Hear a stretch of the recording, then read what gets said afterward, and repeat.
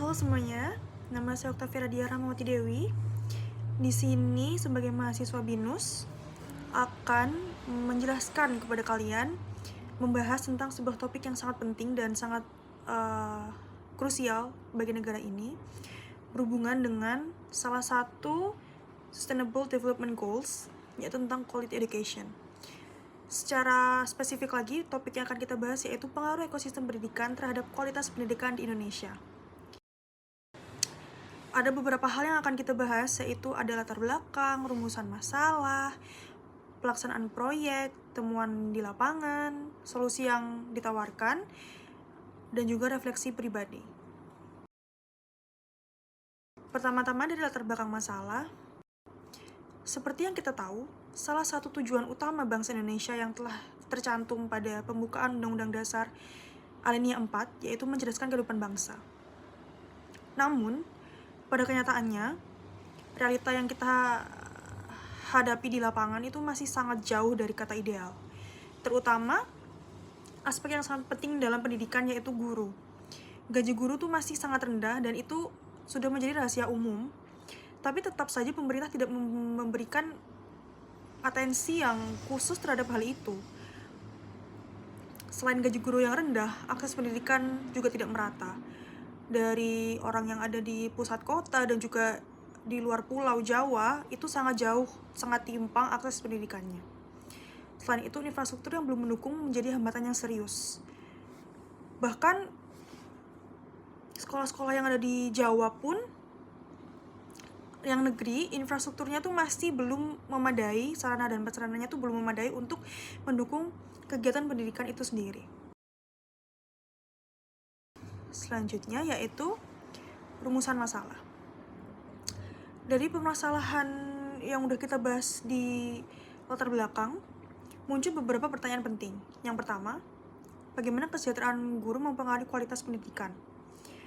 Yang kedua, sejauh mana kualitas infrastruktur berpengaruh pada proses ajar-mengajar? Yang ketiga, apa saja tantangan yang dihadapi guru saat menjalankan tugasnya? Dan keempat, bagaimana mereka menghadapinya? Lalu lanjut ke pelaksanaan proyek.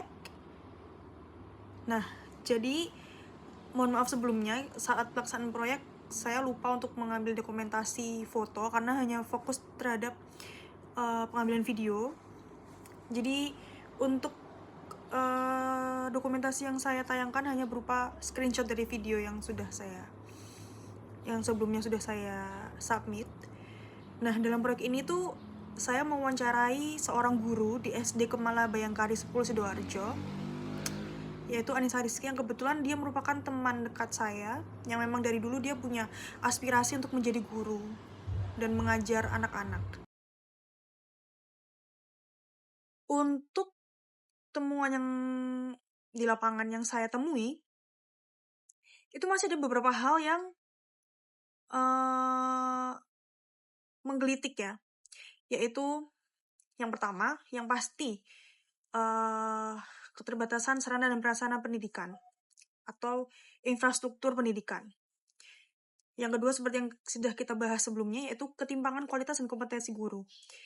Nah, untuk kualitas dan kompetensi guru ini tuh mengakar pada apa sih kalau di negara kita? Yang pasti, gaji yang rendah. Karena gaji yang rendah, otomatis guru yang sudah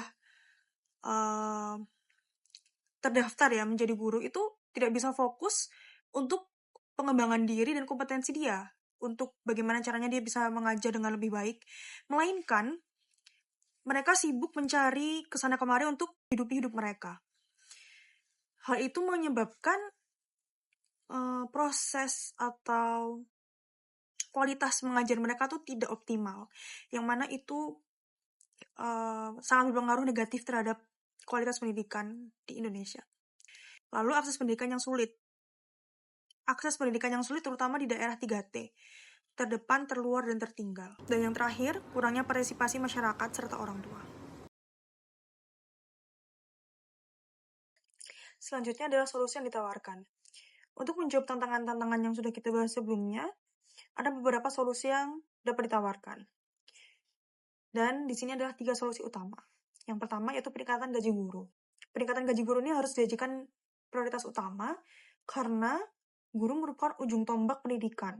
Walaupun faktor-faktor di luar guru sudah misalnya tercipta dengan baik, namun kualitas dan kompetensi gurunya tidak baik, maka hal itu dapat percuma.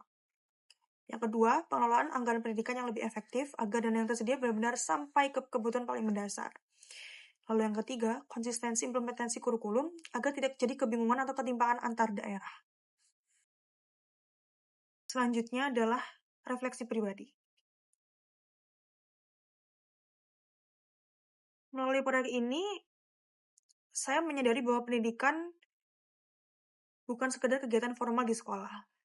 Pendidikan adalah kunci masa depan bangsa. Tanpa dukungan dari semua pihak, mimpi mencerdaskan bangsa, menurut saya, hanya akan menjadi sekedar mimpi. Dan itu merupakan PR kita semua sebagai warga Indonesia, terutama bagi pemerintah, untuk memperbaiki sistem pendidikan di Indonesia sehingga tercipta pendidikan yang berkualitas. Terima kasih telah menyimak video ini. Semoga kita semua bisa lebih peduli dan berkontribusi dalam memperbaiki ekosistem pendidikan di Indonesia, karena masa depan bangsa ada di tangan generasi yang kita didik hari ini. Wassalamualaikum warahmatullahi wabarakatuh.